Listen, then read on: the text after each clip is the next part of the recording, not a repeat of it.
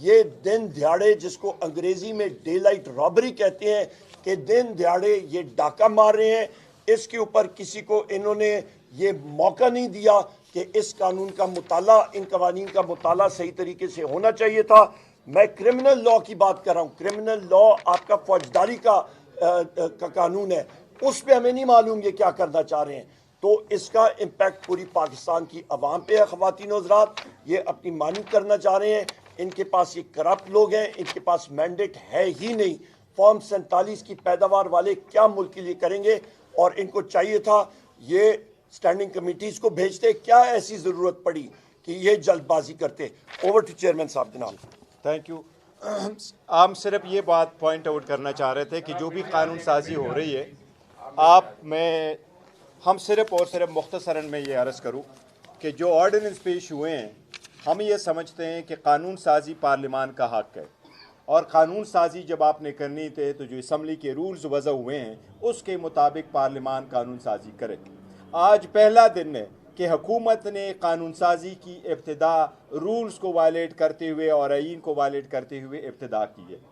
कानून में यही लिखा हुआ है कि अगर ऑर्डिनेंस भी आगे प्रोमलगेट होना है, उसके लिए अगर वो सर्कमस्टांसेस है कि वो किसी सूरत एक्ट बनने के लिए अभी टाइम नहीं है, असम्बली का इजलास नहीं हो सकता, अवेलेबल नहीं है, कोई भी और इमरजेंसी है, तो आप ले डाउन करके आगे प्रोसीड करें। पर उस सूरत में भी 3 दिन पहले आप वो कानून जो आप तब्दील करना चाहते हैं वो सारे मेंबरान साहिबान के नोटिस में ले आएँ ताकि वो उसको पढ़ ले और उसमें अपनी अपनी राय दे सके।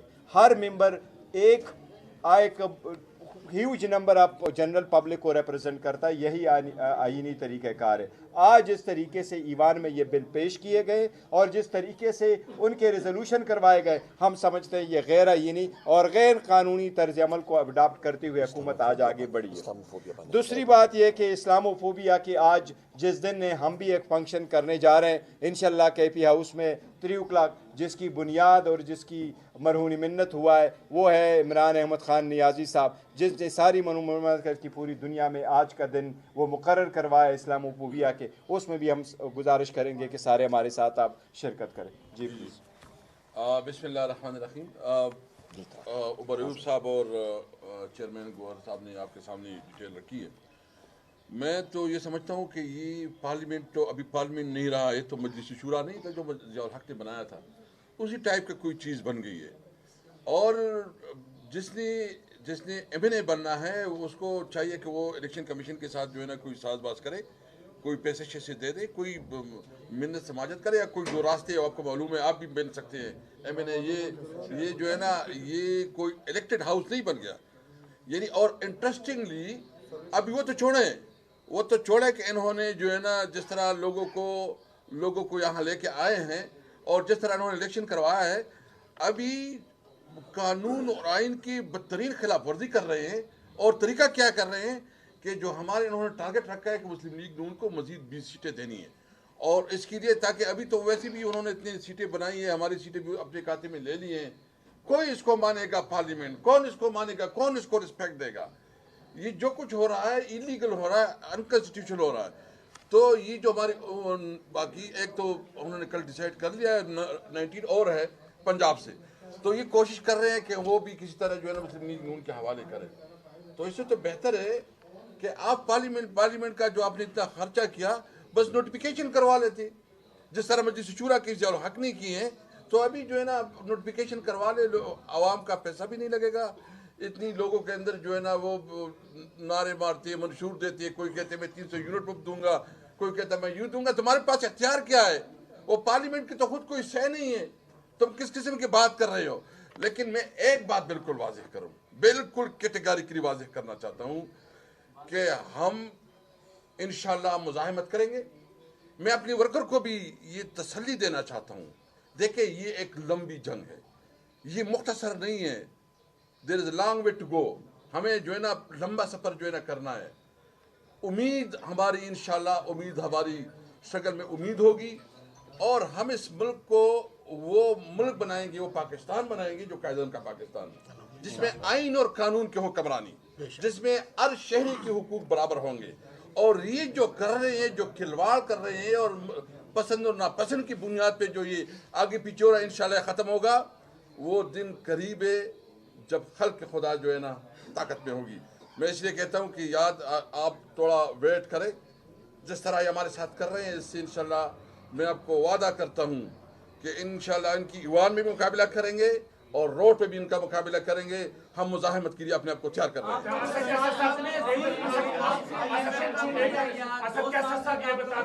बुनियादी तौर पर क्योंकि इस वक्त पार्लियामेंट रमा और आप प्रोग्राम इजलास हो गया, आपकी सदारत में सदर पाकिस्तान डॉक्टर आरिफ अलवी साहब आखिरी इजलास से खिताब करने आए।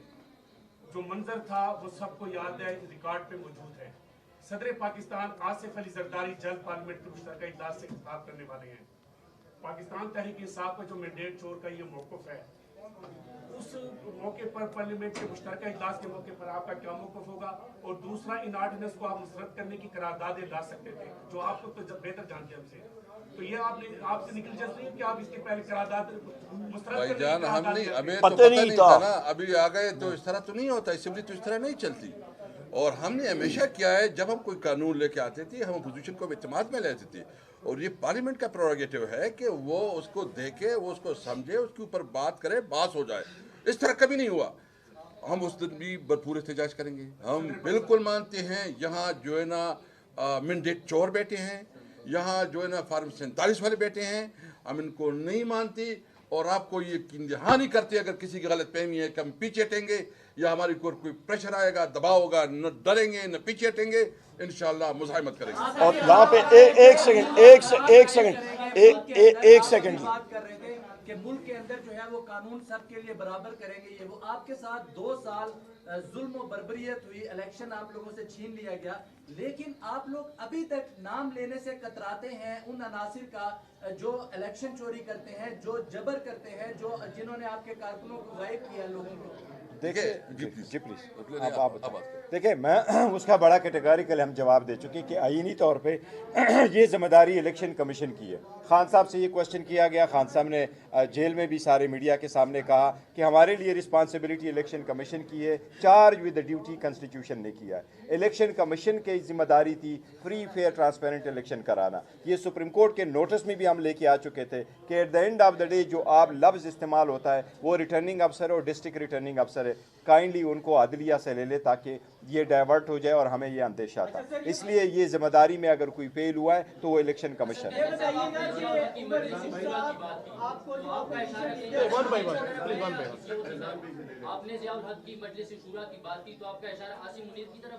देखिए, मैं जो इस वक्त जो सब कुछ हो रहा है, जो जिस तरीके से सब कुछ चल रहा है, ये मजलिस शूरा से कोई आगे बड़ी बात नहीं है।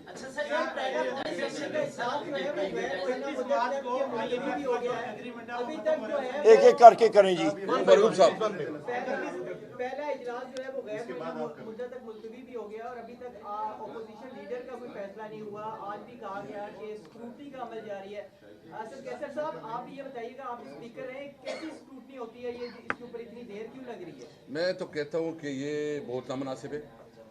अपोजिशन लीडर बेसिकली जब इलेक्शन होता है प्राइम मिनिस्टर का, तो जो प्राइम मिनिस्टर बन जाता है वो प्राइम मिनिस्टर, जो उसके मुकाबले में वोट ले लेता है तो पब्लिक में हो जाता है कि वो अपोजिशन लीडर हो जाता है। मैं समझता हूँ कि स्पीकर साहब जो है ना इसमें अगर डिलेइंग टेक्निक्स कर रहे हैं तो वो नामुनासिब है। इनको इमीडिएटली जो है ना अपोजिशन लीडर का जो है नोटिफिकेशन निकालना चाहिए। वो स्क्रूटनी प्रोसेस एज सच बहाना है, उनको इमीडिएटली आइन और कानून के मुताबिक इमीडिएटली उनको नोटिफाई करना चाहिए।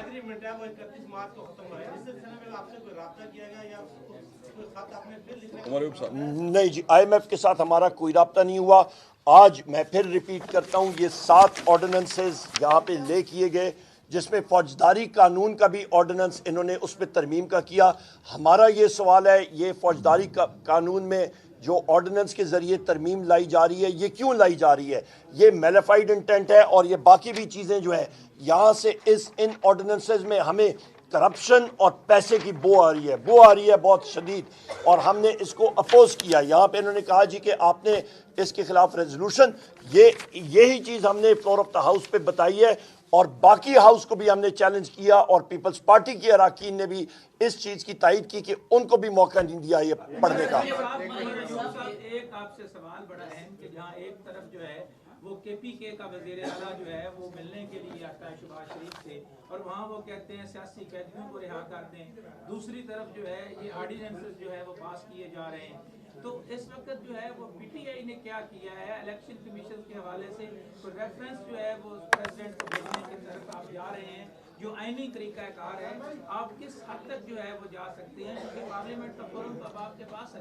बिल्कुल आपने दुरुस्त सवाल किया। सबसे पहली बात यह है कि अली अमीन खान साहब चीफ मिनिस्टर KPK गए थे यहाँ पे नाम नहाद वज़ीर आज़म से मिलने के लिए, सिर्फ इसलिए कि हमारे सूबे का हक है, आइनी हक है नेट हाइडल प्रॉफिट्स का, क्योंकि आगे बजट आ रहा है और सूबे को चलाना है और वो वाजिबात मरकज़ ने अदा किए होते हैं। क्योंकि मैं ख़ुद पावर मिनिस्टर रह चुका हूँ, मुझे मालूम है कि वो कितने वाजिबात हैं और उसके बगैर सूबे का चलना मुश्किल होता है अपने सूबाई हक के लिए। दूसरी आपने बहुत अहम बात पूछी कि उसके लिए चीफ इलेक्शन कमिश्नर के ख़िलाफ़ हम लोग क्या करें, उसके ख़िलाफ़ अगले दिनों में आप देखेंगे इंशाअल्लाह ताला सब चीज़ जो है वो सामने आएगी और आइन और कानून के मुताबिक हम लोग चलेंगे और उसको भी हम लोग टफ टाइम देंगे। और आखिरी चीज़ जो मेरे भाई ने स्पीकर असद कैसर साहब ने बात की है, चीफ इलेक्शन कमिश्नर को इस मौजूदा करप्ट नाम नहाद हुकूमत ने एक लॉलीपॉप दी है कि उसे वो कनाडा बहैसियत सफ़ीर भेजना चाहते हैं, पर उसकी कीमत जो उससे अदा कराई जा रही है, उसने झुकानी है, वो है कि कम से कम 20 सीटें जो कि पाकिस्तान तहरीक इंसाफ के सपोर्टेड कैंडिडेट्स ने जीती हैं, वहाँ पे वो रिकाउंटिंग करके गलत चीज़ तरह से कर सकते हैं। और ख़ुद आप अंदाज़ा लगा लें, आप सब मीडिया के साथी हैं, जिस वक्त आपका प्रिजाइडिंग अफसर वहाँ पे होता है तो आपके वोट जो हैं वो रिजेक्टेड वोट वो सेपरेट थैले में, सेपरेट बैग में डाले जाते हैं कागज़ में, और वो आपका रिटर्निंग अफसर के पास जाते हैं, उसकी टैली होती है, उसके ऊपर फॉर्म 47 बनता है, उसके ऊपर कंसोलिडेशन होती है, और फिर अचानक अभी आके वो रिजेक्टेड वोट की तादाद ज़्यादा हो जाए, ये फ्रॉड के अलावा और कोई चीज़ नहीं है और हम लोग इसको रिजेक्ट करते हैं। प्राइवेटाइजेशन के इस पर बात की है, इमरान खान और प्राइवेटाइजेशन के मामले पर मियां मोहम्मद सुमरो और तरीन के साथ मुलाकात करते रहे और पहले मरहले में 10 स्टेट ओन्ड इंटरप्राइजेस को प्राइवेटाइजेशन की तरफ ले गए, फिर 24 के बारे में किया। आपकी लेजिस्लेशन के बारे में इशू है या प्राइवेटाइजेशन के लेजिस्लेशन के ऊपर है।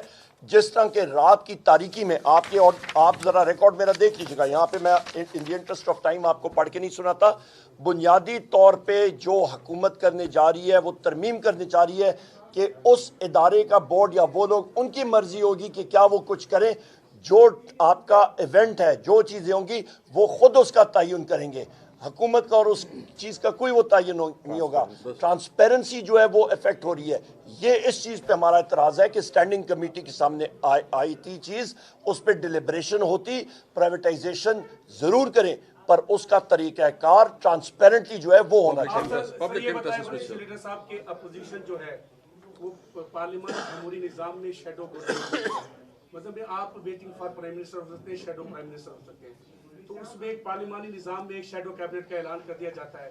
तो आपके वजीर कानून साहब, शेडो वजीर कानून साहब हमारे सामने मौजूद है, वजीर खाजा लगते हैं, सब कहते हैं, तो आप पे शेडो कैबिनेट का ऐलान करने वाले बिल्कुल होगा इंशाल्लाह।